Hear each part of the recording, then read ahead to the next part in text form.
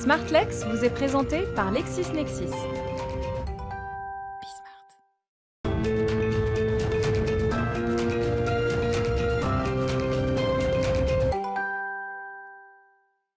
Bonjour à tous et bienvenue dans cette édition spéciale de SmartLex consacrée à l'innovation au service du droit. La crise sanitaire a accéléré la digitalisation des professionnels du droit. Ils avaient déjà entamé leur révolution technologique, mais le développement du télétravail les a incités à se doter, peut-être plus vite que prévu, d'outils numériques pour poursuivre leur activité. Cette digitalisation a bouleversé et facilité aussi leur méthode de travail.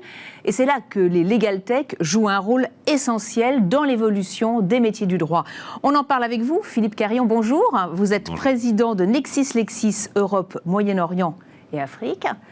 Merci d'être sur ce plateau. Donc, vous êtes la première plateforme d'information juridique. Vous développez des outils d'aide à la décision intégrant l'intelligence artificielle. Avec la crise, depuis la crise, est-ce que vous constatez ce besoin accru de technologie chez les professionnels du droit ? Le besoin de digitalisation, il n'est pas nouveau. Il vient en fait d'une inflation législative et normative qui est très importante et également d'un besoin de productivité. Donc ce sont des facteurs qui existaient depuis longtemps. À titre d'exemple, dans l'ensemble des bases de données de LexisNexis dans le monde, c'est environ 65 milliards de documents qui existent. C'est 150 fois Wikipédia et ça double tous les 3 ans. Donc c'est pour vous dire l'importance et la nécessité d'aller vers la digitalisation. La crise, et finalement qu'on traverse, la pandémie, a été un révélateur et un accélérateur du besoin, effectivement, de digitaliser la profession juridique pour travailler à distance. Alors justement, comment vos outils, vos solutions s'inscrivent dans cette évolution ? Alors, LexisNexis est aux avant-postes de cette digitalisation. Vous l'avez rappelé, c'est la première Legal Tech avec sa solution Lexis 360. 120 000 utilisateurs connectés chaque mois. C'est la plus grande base de données, le plus grand fonds, 23 millions de documents. Et c'est vrai que cette digitalisation, elle permet vraiment d'aider le professionnel à aller vers une meilleure décision, de l'aider au travers des différents outils qui vont être d'information, mais aussi des solutions logicielles comme LexisPoly, d'aider à rédiger des actes, à gérer son cabinet. Vous lancez une nouvelle génération de Lexis 360, Lexis 360 Intelligence. Qu'est-ce qu'elle apporte de plus par rapport à la précédente ? C'est effectivement une nouvelle génération. Alors ça n'arrive pas tout le temps. La dernière génération, c'était 2012. Depuis, il y a eu énormément d'investissements qui ont été réalisés. C'est le programme Lexis Intelligence, des investissements en France de R&D assez gigantesques pour intégrer de l'intelligence artificielle à l'ensemble des données existantes. C'est finalement pour donner une nouvelle dimension en complément du contenu encyclopédique qui peut exister, du contenu très pratique, pour aller vers de l'extraction de données, de l'extraction d'arguments juridiques qui vont compléter la perspective du professionnel du droit pour qu'il prenne une meilleure décision. Mais si on prenait justement un exemple concret, voilà, en quoi ça peut aider justement à la décision, faciliter la décision ? Alors, par exemple, dans des cas de préjudice corporel ou de divorce, c'est en complément de l'ensemble des informations qui peuvent exister, d'être capable d'extraire des données clés, d'aller regarder le montant des indemnités qui ont été données par tel ou tel juge et de comprendre quels sont les arguments juridiques qui ont permis d'atteindre ces indemnités. Donc on n'est pas dans une boîte noire, on est vraiment dans un enrichissement d'une perspective. Au final, le professionnel du droit peut gagner énormément de temps à l'intérieur de cette il prend des décisions plus vite, finalement. Ça l'aide à prendre des décisions plus vite. Il apprend mieux parce qu'il a, du coup, ce qui avant prenait énormément de temps pour compiler, finalement, souvent à la main, énormément d'informations, et bien, grâce aux technologies, à l'intelligence artificielle, et bien, ça permet de le faire très rapidement. Donc, on est vraiment dans cette productivité, cette sécurité juridique et ce nouveau regard enrichi d'aide à la décision. Donc, c'est un véritable accompagnement pour les professionnels du droit dans leur transition numérique. Tout à fait. C'est un accompagnement. Alors, c'est quelque chose de très compliqué. L'ensemble des développements d'intelligence artificielle, je le mentionnais, ce sont des investissements très importants et ça nécessite vraiment de travailler en partenariat très étroit avec les professionnels du droit. Donc dans le cas de Lexis 360 Intelligence, que nous lançons en effet cette année, en 2021, donc ce travail en agilité et en co-création a été poussé finalement à un seuil jamais atteint avant. C'est près de 1000 clients qui, depuis 1 an et demi, nous accompagnent dans le développement de cette solution. Alors justement, vous êtes constamment en train de développer des nouveaux outils. Est-ce qu'il y en a d'autres là qui sont dans les cartons, d'autres projets en cours? Tout à fait, énormément de développement. Je pense que on assiste vraiment à une accélération de l'évolution des besoins et donc pour nous en tant que première legal tech en France, du coup dans l'ensemble de nos développements autour des contrats, de l'analyse des contrats, autour, on l'a pas mentionné, mais pour pas trop rentrer dans le détail, à l'intérieur de Lexis 360 Intelligence, il y a également énormément d'intelligence qui ont été mises autour de l'ensemble des informations, des news, de tout ce qui peut être plus chaud autour de l'information juridique.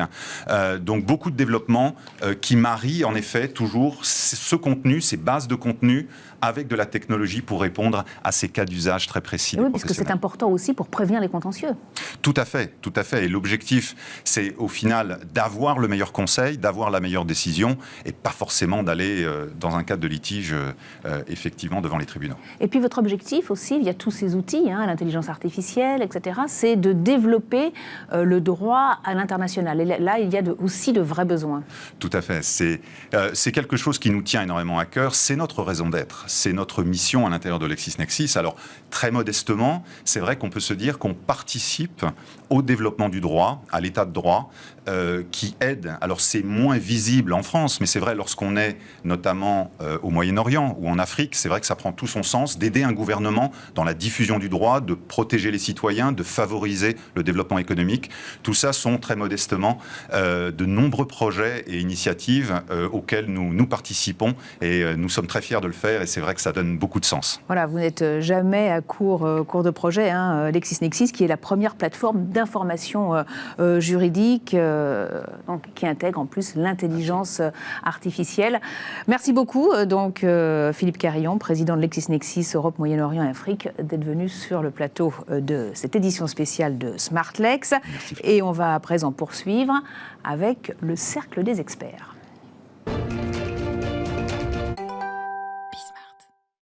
Que pensent les avocats, les directeurs juridiques, les notaires de ces solutions technologiques? On en débat justement avec nos invités. Philippe Métou, bonjour. Vous êtes conseiller d'État, directeur juridique du groupe SNCF. Merci d'être avec nous. Merci. Vincent Durand, vous êtes avocat, associé chez Active Avocat, président de la commission innovation du barreau de Lyon. À mes côtés aussi, Sébastien Bardou, directeur de la stratégie de LexisNexis. Bonjour. Merci d'être là. Et puis, nous sommes en Skype avec Rachel Dupuy-Bernard, notaire, présidente de la première commission du Congrès des notaires, le numérique, l'homme et le droit. Merci d'être avec nous. Et puis honneur aux femmes, je vais commencer avec vous. Donc, tout d'abord, quel a été l'impact de ces nouvelles technologies sur votre activité de notaire? Est-ce que ça change le métier? Alors peut-être la façon d'appréhender effectivement notre métier a été impacté par cette évolution numérique et technologique. Ça fait 20 ans que le notariat s'est approprié tous ces outils et a essayé de sécuriser. Le principal enjeu, c'est effectivement de sécuriser les transactions qui s'opèrent par voie aujourd'hui dématérialisée et à obliger effectivement la profession à s'interroger sur l'acte à distance, l'acte dématérialisé, la visioconférence. Donc effectivement, ça bouscule parfois les habitudes. Et on a essayé de s'approprier les outils en essayant de vraiment de sécuriser toutes ces opérations numériques en notre qualité d'officier public, délégataire de la puissance publique. Oui. On va rentrer un petit peu plus dans le détail, mais on fait un petit tour de table. Je me tourne vers vous, Philippe Métou. Voilà, ces nouvelles technologies, ça change le métier de directeur juridique au sein des entreprises et là au sein de la SNCF. Vous diriez que ça vous aide ? Oui, bien sûr. Ça nous aide surtout à nous intéresser aux dossiers les plus compliqués, celles où l'humain a une forte valeur ajoutée, et puis sans doute aussi à à laisser de côté ou à abandonner à la machine ou à l'intelligence artificielle les dossiers qui sont répétitifs, chronophages, sériels et pour lesquels la valeur ajoutée du juriste est finalement assez faible. Donc finalement, ça change le métier vers peut-être plus de conseils. On fait du conseil et du contentieux, forcément, et de la formation. On oublie souvent qu'on fait beaucoup de formation. Et là aussi, ça nous aide en matière de formation parce qu'on fait du e-learning, du micro-learning, qui est généralement assez ludique et qui permet de former dans des conditions qui sont, j'allais dire, plus agréables que le cours ex cathedra assez rasoir. Vincent Durand, vous êtes convaincu par ces nouvelles technologies, vous aussi. Ça a changé la fonction, le métier d'avocat. Les avocats qui étaient un petit peu réticents au départ quand même. Ils le sont. Vous savez, on est révolutionnaire dans l'âme chez les avocats. Mais au fil du temps, on adapte les produits qui sont mis sur le marché. On voit qu'il y a une nécessité d'évoluer, une nécessité de donner des bons conseils aux clients, une nécessité de leur fournir l'information la plus pertinente. Donc on adopte ces outils sans difficulté. Alors concrètement, voilà, qu'est-ce que ça change dans le métier d'avocat? En quoi ça vous aide? Alors ça nous aide puisqu'on a accès à des bases de données qui nous permettent de quantifier les besoins et les besoins et puis également les demandes des clients quand ils vont en justice. Le client, quand il vient voir un avocat, sa question c'est toujours est-ce que je vais gagner, est-ce que je vais perdre? Donnez-moi un taux de réussite. Et lorsqu'on a accès à ces bases de données de l'intelligence artificielle, lorsqu'on essaye de trouver le cas identique que subit le client ou auquel il doit faire face, nous avons quantifié son besoin, nous avons quantifié les préjudices qu'il peut obtenir de la justice, et là déjà il est rassuré. Alors Sébastien Bardou, est-ce que vous diriez que tous les professionnels du droit ne sont pas au même niveau, hein? On a entendu Rachel Dupuy-Bernard qui nous a dit nous les notaires, ça fait 20 ans qu'on s'est mis aux solutions technologiques. Et puis on entend là les avocats qui sont moins réticents, mais toujours un petit peu. Alors effectivement, je pense que un premier constat qu'on peut faire, c'est que les professionnels du droit, ils n'en sont pas à leur première révolution technologique. Et l'adoption des nouvelles technologies, en particulier du numérique, de l'informatisation et des bases de données, en réalité, ça remonte aux années 70, puisque la première base de données de jurisprudence en France, et qui est en réalité une des premières dans le monde, c'est Jurisdata en 1972, avec le professeur Catala et les éditions Jurisclasseur, c'est-à-dire l'ancêtre de LexisNexis en France. Vous voyez, on va bientôt fêter les 50 ans de cette initiative-là. Et c'est assez remarquable que les professionnels du droit se soient saisis systématiquement des différentes révolutions technologiques. Le début de l'informatisation, plus tard l'Internet, aujourd'hui l'intelligence artificielle. C'est effectivement un processus de long terme et je serais un peu plus indulgent que Vincent sur le sujet. Je pense qu'il y a une vraie adoption et principalement pour deux raisons qui ont été exprimées à la fois par Rachel et par Philippe, qui sont la sécurité juridique et la productivité. Et c'est vraiment les deux motivations principales, d'utilisation des outils numériques aujourd'hui. Mais est-ce que la crise du Covid n'a pas joué un rôle quand même là? Est-ce que ça vous a pas tous poussé à accélérer la digitalisation? Alors, pour ce qui me concerne, non, parce qu'on l'avait engagée avant. Et donc, on a pu la mettre en œuvre d'une façon extrêmement pratique et j'allais dire naturelle. Mais bien sûr, on a utilisé beaucoup plus d'autres outils comme la signature électronique. Alors, on n'est pas exactement dans notre cœur de cible, mais la signature électronique qu'on n'utilisait quasiment pas auparavant, on s'est mis à l'utiliser quasi systématiquement. Et puis, bien sûr, la visioconférence, puisque la visioconférence, on l'utilisait du bout des lèvres parce que c'est pas très marrant, il faut bien le dire, la visioconférence. Et là, on l'a utilisé massivement. Tout le monde s'y est mis.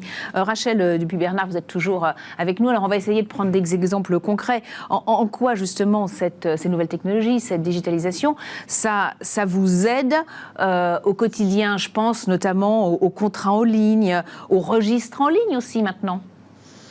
Alors, effectivement, l'utilisation des solutions technologiques permettent grandement d'améliorer d'abord la recherche juridique, et là je suis d'accord, et aussi le fait de pouvoir confronter les idées à celles des sachants, c'est un sujet important. Ça permet aussi de rechercher et surtout de retrouver très très rapidement la confirmation d'une information juridique ou d'une jurisprudence sur laquelle on souhaite s'appuyer en pratique. Puis il est évident que les outils technologiques sont plus rapides que les recherches faites manuellement, mais vous avez raison également, toutes les formalités qui ont pu être mises en place en partenariat avec le notariat, je pense aux fichiers immobiliers, le service de la publicité foncière, le service des états civils sont une avancée considérable et toujours avec un souci de sécurité maximum. Donc vraiment, c'est une valeur ajoutée indéniable en termes d'accélération, mais tout en sécurisant voilà, notre pratique au quotidien, oui, vraiment. Donc l'intelligence artificielle, pour vous, est un vrai plus? C'est un plus, oui. Mais c'est un plus. Donc ça veut dire qu'à la base, il y a quand même et je rejoins tout à fait la place de l'homme et le thème central de ce congrès. Avant tout, il y a l'homme qui doit rester et qui doit chapeauter tout ça. Est-ce que vous diriez que ça vous rend plus performante?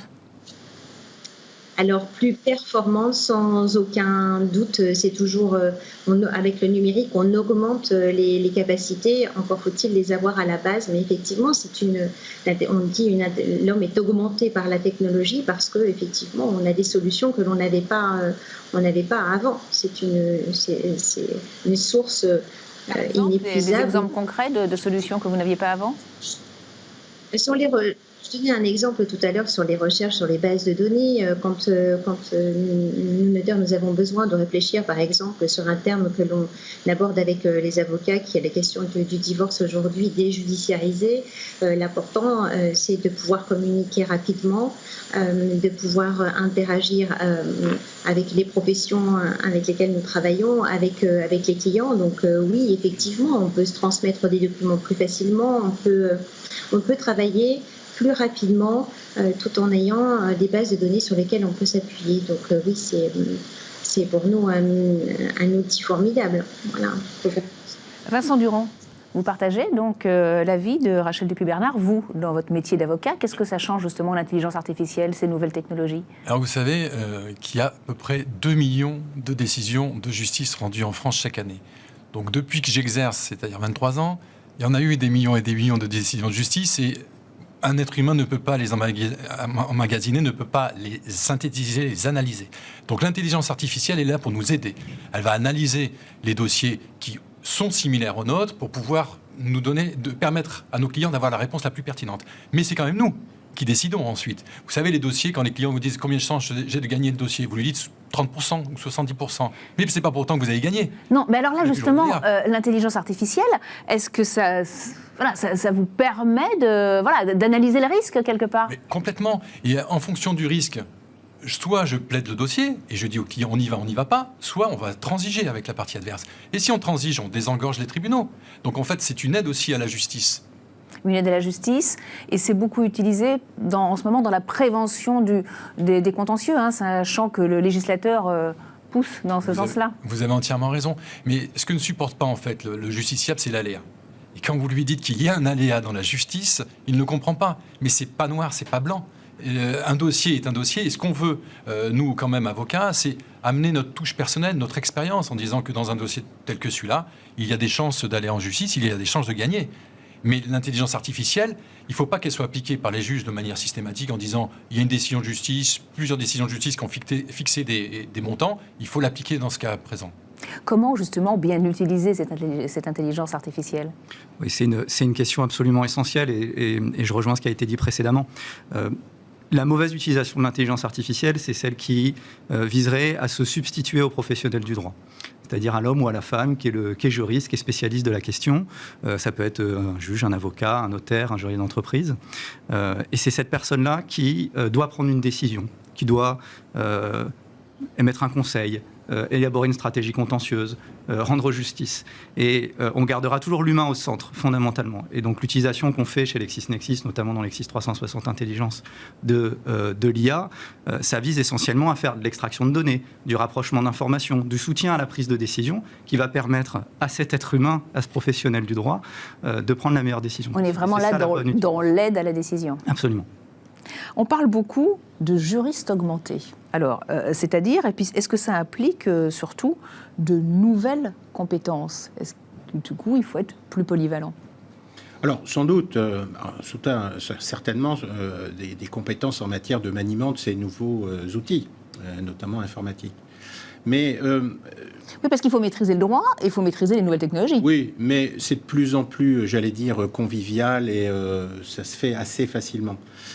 Ce que je trouve intéressant, c'est pas tellement le juriste augmenté, c'est le client augmenté, le client interne. C'est-à-dire que ces outils, ils nous aident à nous décharger, comme je vous le disais tout à l'heure, d'un certain nombre de tâches qui sont pas très gratifiantes et qui sont assez chronophages. Et grâce, par exemple, à un robot contractuel, le juriste n'intervient plus, mais c'est le robot qui guide le client interne pour rédiger son propre contrat et il s'adresse au juriste seulement s'il a une difficulté particulière. Donc, le juriste augmenté, bon, c'est une belle formule, pourquoi pas. Mais j'allais dire, le client augmenté, ça me plaît beaucoup plus parce que, d'abord, on le convainc qu'il faut qu'il fasse du droit lui aussi, et puis qu'il comprenne ce qu'il fait. Ça change donc la relation avec le client. Client interne pour vous. Tout à fait, ça change énormément la relation avec le client et ça nous permet aussi de faire passer un certain nombre de messages sur notre activité au sein de l'entreprise. Alors en quoi ça change justement la relation avec les clients? Ils sont plutôt ouverts à ces nouvelles technologies? Je pense qu'ils sont plus ouverts que les avocats, malheureusement, parce que nous, on considère qu'on va supprimer une partie de notre activité, ce qui n'est pas vrai du tout. Mais il faut se mettre à la place des clients. Et bon, en tout cas, c'est ma philosophie. Le client, quand il vient, il est stressé, il a un problème, il veut une solution. Il ne supporte pas d'avoir traîné cette solution pendant le temps d'un procès qui peut durer 3 ans, 4 ans, 5 ans. Donc si on lui dit qu'aujourd'hui, son dossier peut être traité de la même manière à Paris, à Marseille, à Lille, etc., et qu'il aura au même endroit, peu importe le préjudice qu'il a subi, la même somme, lui sera rassuré. Mais on n'y arrivera jamais. Parce que et ça rend aussi le droit plus accessible peut-être aux clients, non ? Oui, ça rend le droit peut-être plus compréhensible si on arrive à lui dire, voilà, les juges jugent de manière générale cette infraction ou cette faute de telle et telle manière. Et c'est ça la difficulté qu'on a aujourd'hui, c'est que partout en France, vous avez des décisions qui sont disparates, avec des montants qui sont différents sur une prestation compensatoire, sur une rupture de contrat, et les gens ne comprennent pas. Alors malgré tout, n'y a-t-il pas des limites à ces solutions technologiques? Qu'est-ce que vous en pensez, Rachel Dupuis, Bernard? On disait qu'il faut bien utiliser l'intelligence artificielle, mais quelles sont les limites de ces solutions technologiques? Elles ne vont pas remplacer le professionnel comme ça du jour au lendemain. Non, effectivement, la réponse à cette question des limites des solutions technologiques est à mon sens de rechercher du côté de la technique. Il faut faire très très attention parce que la logique du système numérique, c'est une logique particulière qui est mise en application grâce à la science mathématique. Donc ça veut dire qu'un algorithme recherche automatiquement des corrélations entre des données fournies selon une fonction mathématique programmée pour arriver à une prédiction, hein, si je passe du côté justice, mais le concepteur d'un programme indique à l'algorithme s'il identifie correctement ou pas la donnée et non pas pour la faire glisser dans une catégorie. Donc il suffit de changer un tout petit paramètre de recherche, par exemple, pour modifier les résultats. Alors on fait toujours le parallèle, nous on aime bien au Congrès faire ce parallèle avec la célèbre image du panda de Goodfellow, c'est-à-dire un algorithme GoogleNet, pour ne pas le citer, qui avait classé comme étant un gibbon, un petit singe noir et blanc, alors qu'au départ, on avait un panda. Donc, il faut vraiment faire attention à ça, c'est-à-dire que fournir et mettre en relation des données ne signifie pas pour autant faire une analyse approfondie. Donc, l'analyse humaine, pour moi, est indispensable parce que nous sommes dotés de sensibilité. Donc, s'affranchir du raisonnement humain, je pense, risquerait de réduire le droit à une simple technique machinique et l'accessibilité est loin de la similitude. C'est dans le travers dans lequel il ne faut pas tomber, justement. Oui, et il y a aussi un frein psychologique, c'est-à-dire qu'on a le syndrome de la machine Jacquard. C'est-à-dire que tous nos juristes imaginent que bientôt leur profession va être en péril et qu'ils vont être remplacés par une machine. Et bien au contraire, tout notre propos, c'est de les rassurer et de leur dire que non, ils ne seront pas remplacés par une machine, mais qu'au contraire, la machine prendra à sa charge tous les aspects les moins intéressants du métier et que eux pourront se consacrer à beaucoup plus de temps. Moi, souvent, je compare ça, alors pas avec la machine Jacquard, parce que c'est pas en faveur des canuts de Lyon, mais plutôt avec la plume sergent-major. C'est-à-dire qu'avant, le commis de bureau, quand il était chez un notaire, chez un avocat, chez un huissier, il devait tailler sa plume le matin quand il arrivait plusieurs fois par jour. Il perdait du temps. Avec la plume sergent-major, il s'est mis à écrire toute la journée, assez facilement, et ses pleins et ses déliés étaient parfaits. Bien, c'est un peu ça, le sujet du jour, c'est que on va avoir des outils qui vont nous permettre une meilleure productivité et de se consacrer à des tâches beaucoup plus gratifiantes. Mais est-ce qu'il n'y a pas d'un autre côté un risque d'ubérisation de la profession? On voit déjà qu'il y a des plateformes en ligne, etc., qui proposent des services juridiques qui viennent un peu concurrencer les cabinets d'avocats. Oui, si on parle d'automatisation dans la rédaction des contrats, oui, c'est vrai qu'il y a... Mais l'avocat sera là pour arbitrer sur certaines clauses, et puis c'est pas la machine qui va écrire une clause savante. C'est comme l'avocat avec son esprit qui, en fonction des données du dossier, va dire mais dans ce dossier-là, j'aurais rédigé le contrat de telle et telle manière. Qu'est-ce que vous en pensez?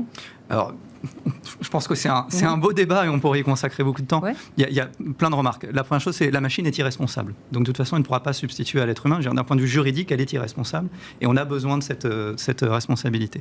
Par ailleurs, la machine, aujourd'hui, elle n'est pas capable, et probablement demain, elle ne sera pas capable de mener des raisonnements juridiques sophistiqués. C'est-à-dire le syllogisme juridique est trop sophistiqué pour une intelligence artificielle toute seule. Il faut un être humain. Le droit, par ailleurs, change très très vite et c'est ça qui fait que le juriste restera au centre du dispositif. Allez, 2 minutes pour vous demander à tous ce que vous pensez, comment vous voyez l'évolution des professions du droit. Rachel Dupuy-Bernard, donc comment vous voyez dans les années à venir, dans les mois à venir, même l'évolution du métier de notaire?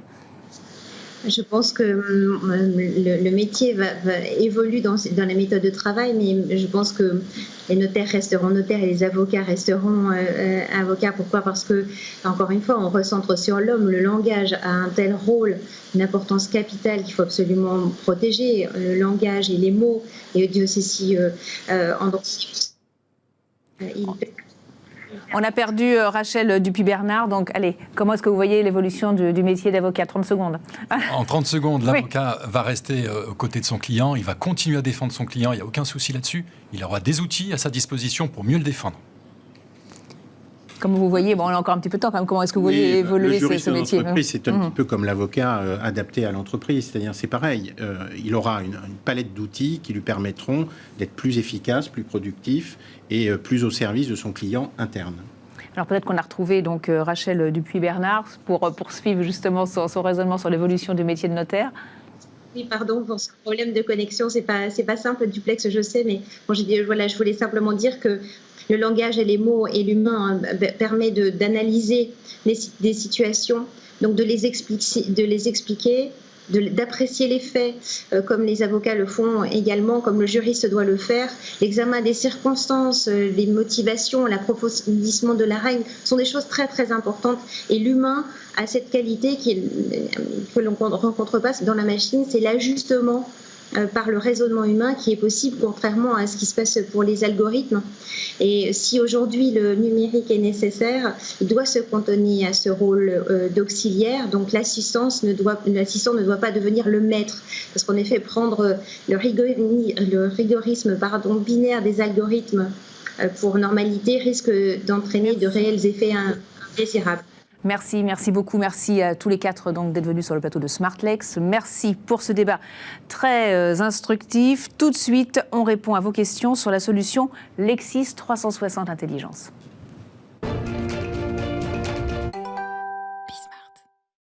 Et nous nous retrouvons à présent avec notre séquence questions-réponses sur votre nouvelle solution Lexis 360 Intelligence. On va répondre à toutes vos questions dans un instant, mais tout de suite une démonstration avec Virginie Audel, chef de projet LexisNexis. Bonjour à tous et bienvenue pour cette démo de Lexis 360 Intelligence, nouvelle génération de Lexis 360, la solution de recherche juridique en ligne de LexisNexis qui s'adresse à tous les professionnels du droit et du chiffre et qui est d'ores et déjà ouverte à tous nos abonnés et facilement accessible depuis leur connexion habituelle à Lexis 360. Vous devez voir mon écran, je me trouve sur la page d'accueil de Lexis 360, je suis connectée à mon espace personnel et vous trouverez tout simplement en haut de la page un bouton rouge à droite qui m'invite à basculer en un clic vers Lexis 360 Intelligence. La transition se fait donc de manière très rapide et l'idée étant que l'adoption de la nouvelle génération se fasse naturellement et directement par l'utilisateur. Sur cette page d'accueil, les abonnés vont pouvoir accéder rapidement, grâce au menu de navigation à gauche, au fonds documentaire LexisNexis, le plus complet sur le marché avec plus de 23 millions de documents. On y trouve les sources officielles telles que les textes législatifs ou la jurisprudence, mais également tous nos contenus éditoriaux rédigés par plus de 8000 auteurs. On trouve également en page d'accueil l'actualité présentée ici sous un format nouveau avec le brief de 10 heures, un podcast audio quotidien qui vous donne l'essentiel de l'actualité juridique en 5 minutes. Mais notre base de données est utilisée également pour la recherche. Je vais procéder à une recherche générale dans l'ensemble de notre fonds documentaire sur la rupture brutale des relations commerciales établies. Je peux affiner ma recherche en sélectionnant un type de contenu particulier, en l'occurrence la jurisprudence, qui est un des premiers contenus recherchés et consultés par nos utilisateurs. Des filtres visuels sur ma gauche vont me permettre d'affiner davantage cette liste de résultats. Par exemple, je sélectionne l'année 2019 et je choisis de limiter ma liste de résultats à la Cour de cassation et en particulier à sa chambre commerciale et économique.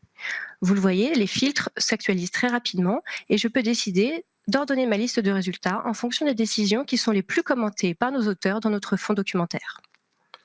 Depuis la liste de résultats ensuite, en cliquant sur « Voir la vue graphique », je vais pouvoir restituer les 50 premiers documents en format très visuel pour obtenir une autre lecture plus rapide.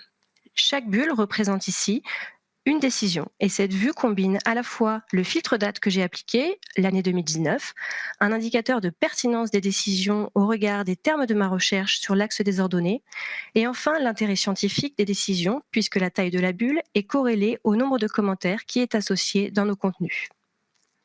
Cela me permet de sélectionner rapidement des décisions au regard du critère que je choisis, l'intérêt scientifique, la date, la pertinence et de les mettre en regard les unes par rapport aux autres. Enfin, dernière nouveauté présentée rapidement pour cette démo, la page entreprise. Si je retourne sur ma liste de résultats, je vais trouver, associé à la décision ici du 2 octobre 2019, les entreprises qui sont parties au litige et je vais pouvoir accéder à la page de ces entreprises pour y retrouver d'une part les informations juridiques liées à cette entité et d'autre part toutes les décisions de notre base documentaire dans lesquelles cette entreprise est partie en tant que demandeur ou défendeur avec la possibilité de filtrer sur sa position. Voilà pour une brève présentation des grandes nouveautés de cette nouvelle génération et nous sommes maintenant à votre écoute pour répondre à toutes vos questions. Merci à tous. Et justement, pour répondre à vos questions, à mes côtés en plateau, Clémentine Kletz, bonjour. Vous êtes directrice éditoriale LexisNexis et Mathieu Balzarani, directeur produit LexisNexis. Et la première question est pour vous, Mathieu. Alors, LexisNexis vient de lancer Lexis 360 Intelligence, on l'a vu, la nouvelle génération de Lexis 360. Quelles sont les motivations de ce lancement ? Alors, je dirais que les motivations, elles sont essentiellement liées, j'allais dire, à l'ADN de l'entreprise qui est fondamentalement orientée sur l'innovation et qui, quelque part, nous oblige à sans arrêt nous remettre en question, anticiper les attentes du marché, anticiper les nouveaux besoins et voir en quoi les nouvelles technologies peuvent nous aider à mieux répondre à une problématique client. Et je dirais également, c'est une sorte de moteur pour nous qui nous pousse en fait, et même si on a aujourd'hui une position leader avec un taux de satisfaction très important sur nos plateformes, qui nous pousse sans cesse à nous remettre en question pour essayer d'identifier quelles sont les nouvelles technologies permettant de répondre au mieux à ces clients. Donc les principales motivations, je dirais, sont aussi liées à 3 évolutions significatives qu'on voit sur le marché. Une première évolution qui est liée à l'évolution des usages de nos clients en termes d'instantanéité, d'accès à l'information, de fluidité, d'ergonomie. Donc ça, c'est vraiment un élément majeur et qu'on voit d'ailleurs sur d'autres métiers. La seconde évolution, c'est évidemment les évolutions technologiques que l'on a depuis quelques années, notamment pilotées et tirées par les principaux acteurs de type Google ou Facebook qui travaillent beaucoup sur la transformation, l'analyse automatique de documents. Et la troisième motivation, c'est vraiment l'évolution des contenus en termes de maturité, en termes de volumétrie, en termes de complexité, qui nous ont poussé justement à réfléchir à cette nouvelle version. Une deuxième question pour vous, Mathieu. En quoi cette nouvelle génération de Lexis 360 est-elle unique ? Qu'est-ce qu'elle apporte de plus à vos utilisateurs ? Alors, tout d'abord, c'est la nouvelle génération d'un produit existant. Donc, il faut souligner qu'elle est bien évidemment accessible à l'ensemble de nos utilisateurs actuels dans le cadre de leur abonnement. Et aujourd'hui, près de 90% des utilisateurs ont déjà accès à cette version. Alors, ce qu'elle apporte de plus, quelque part, c'est un peu un concentré et ça regroupe en fait toute la richesse, toute la profondeur et toute l'excellence des contenus de LexisNexis, mais au sein d'une toute nouvelle expérience utilisateur qui permet de répondre à un objectif clair, une ambition forte qui est d'apporter le plus rapidement possible à nos clients l'ensemble des informations qui leur permettent de prendre la meilleure décision le plus rapidement possible et de façon la plus éclairée possible. Donc c'est vraiment concrètement un outil qui est plus rapide, plus ergonomique, plus fluide, beaucoup plus performant que l'ancien et qui évolue très régulièrement au fil du temps. On a une release par semaine sur ce produit et qui va progressivement s'enrichir de plus en plus de fonctionnalités dites d'aide à la décision pour justement accompagner et guider nos clients dans leur prise de décision. Concrètement, cette co-création client, c'est la troisième question, c'est quoi pour LexisNexis ? Alors la co-création, finalement, ça se base sur un principe simple qui est de considérer qu'on va mettre le client au centre de nos décisions produits. Donc quelque part, c'est beaucoup d'échanges, beaucoup de réunions avec eux. Et la première question qu'on pose à leurs clients, c'est pas qu'est-ce qu'ils attendent comme solution, mais à quel type de problématiques quotidiennes ils sont confrontés. Donc c'est vraiment d'analyser leurs difficultés quotidiennes, les endroits où ils vont perdre du temps, pour justement ensuite, dans un second temps, travailler avec des ingénieurs, des data scientists, des spécialistes en intelligence artificielle pour identifier les solutions les plus à même de répondre à ces problématiques. Quatrième question, pour Clémentine. En quoi le produit s'adapte-t-il aux utilisateurs auxquels il est destiné ? Alors c'est l'une des grandes valeurs ajoutées justement de cette nouvelle version de Lexis 360, c'est la personnalisation. Parce qu'en effet, si l'on s'adresse à tous les professionnels du droit n'ont pas tous les mêmes besoins et ils n'exercent pas tous le droit de la même manière. Dès lors, nous leur avons proposé une solution dédiée à chacun en fonction de leur profession ou de leur marché. Nous avons donc pondéré en fait les résultats qui étaient issus du moteur de recherche pour arriver à leur donner les résultats les plus pertinents correspondant vraiment à leurs besoins immédiats et qui sont évolutifs, et c'est la co-création dont parlait tout à l'heure Mathieu, c'est-à-dire que nous allons continuer à évoluer dans ce paramétrage pour évoluer avec les besoins de leur profession. Donc c'est vraiment dans cette démarche collaborative que réside toute la clé de la personnalisation de Lexis 360. On peut avoir un exemple concret, Clémentine ? Mais par exemple, lorsque vous êtes notaire, par exemple, vous allez davantage avoir besoin de recourir à des modèles d'actes, par exemple, plutôt que d'avoir à recourir à de la jurisprudence. De la même manière, donc on va plutôt pondérer effectivement pour que ces modèles d'actes arrivent dans les premiers résultats, justement, plutôt que de la jurisprudence. Donc on va vraiment s'adapter à chacun des différents profils susceptibles d'utiliser Lexis 360. Une cinquième et dernière question. Pour vous, concrètement, quelles sont les informations ou les contenus qui sont accessibles au sein de Lexis 360 Intelligence ? Alors, déjà, nous avons repris évidemment tout ce qui avait fait la force de Lexis 360 originel, c'est-à-dire les 23 millions de contenus. Ça, on les retrouve bien dans Lexis 360 Intelligence. Et ils ne cessent d'être enrichis chaque jour de nouveaux contenus. Donc, il y a les contenus traditionnels, les sources officielles, les lois, les textes réglementaires, et surtout tout ce qui fait la force et ce qui fait que LexisNexis a cette base qui est la première plateforme juridique en France, ce sont toutes les analyses juridiques, les analyses doctrinales, les commentaires enrichis qui sont élaborés par plus de 8000 auteurs qui font donc partie des plus fines plumes juridiques de France, et nous sommes très fiers de travailler avec eux. Donc c'est grâce à eux que nous offrons ces contenus. Et en plus, avec Lexis 360 Intelligence, eh bien, nous proposons régulièrement à nos utilisateurs différents formats, différents nouveaux contenus.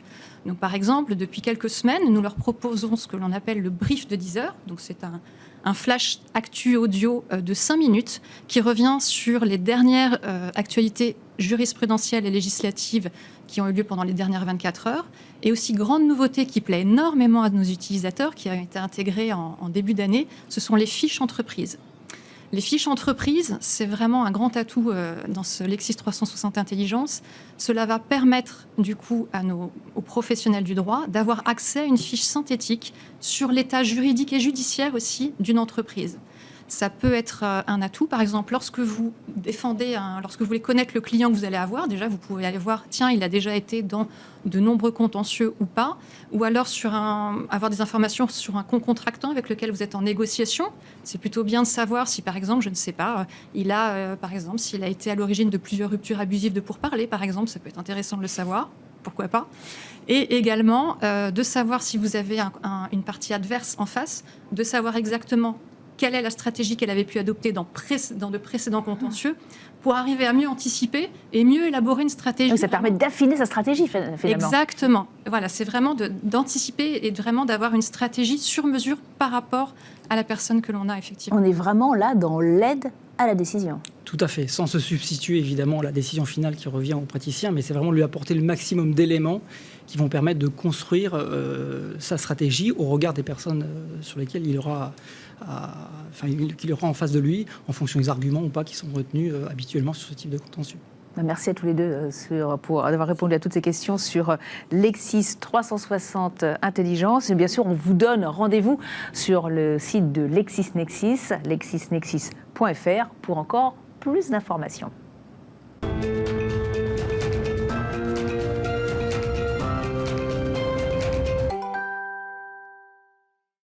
SmartLex vous a été présenté par LexisNexis.